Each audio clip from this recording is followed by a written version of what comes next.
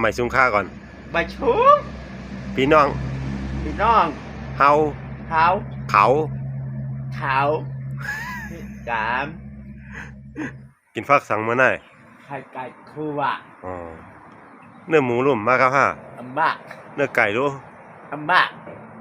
เนื้อโวรู้อัมบ้าเนื้อควายรู้อัมบ้าเนื้อจังรู้อัมบ้าหัวดู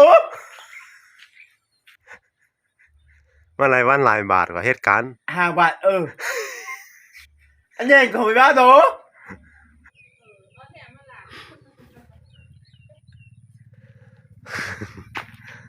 ในกล่องมันอะไรก็มาได้เหตุการณ์ที่ไหลเหตุการณ์ที่ไหลหันไอตู้กว่าเหตุสังกว่าเหตุเฮือหน้าเหตุสังเฮ้เหินกว่าต่อหินหาต่อทรายใช่ต่อมาไกลหามาข้าน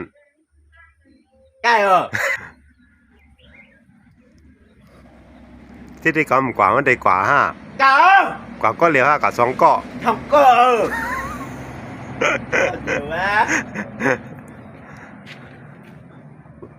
เดี๋ยวมาเจ้าว่ามาคำกินข้าวปุ้นกินข้าวเฮือนข้าวปุ้น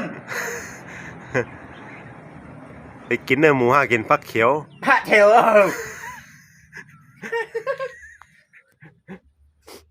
กว่าที่ปุ้นเกี่ยวเกี่ยวอันนี้เมาขวดดู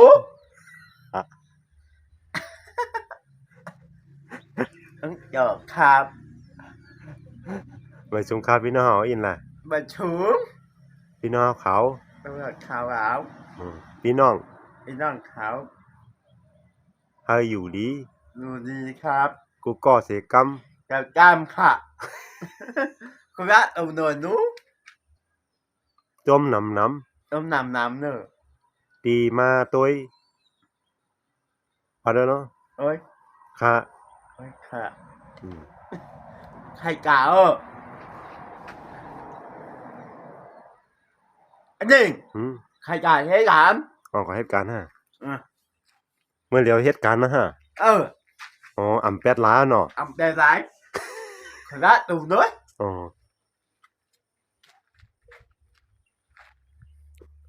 กว่าหาเงินกว่าหาคำหาเงินครับแต่ก็ซื้อข้าวซื้อผักเนื้อหมูเนื้อไก่น้ำแข็งน้ำโคกไข่กาดยอม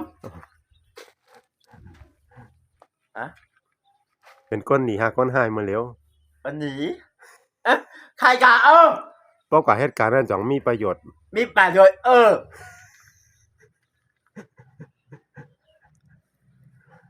ไข่กากูวันในใกล้5ข้านมีไปเห็นละโน้ตชับหน่อยอยู่เพื่อนน่ะจ่องเจาะเอาไข่กาดู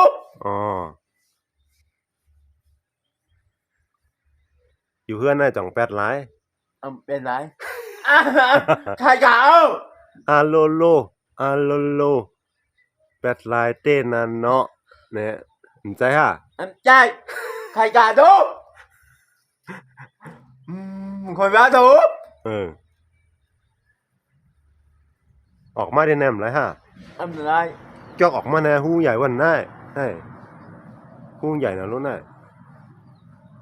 ออกขาปาดออกมา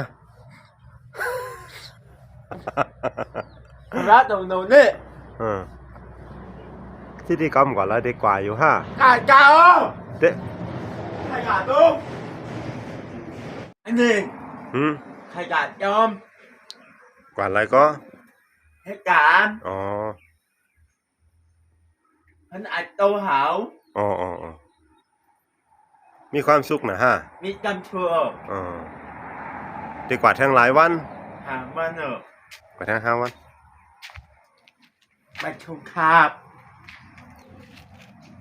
ก็มาชุมชื่อว่าหือไอ้มูลเหตุการณ์ ไข่ให้กันปูน กินข้าวหนายาวห้า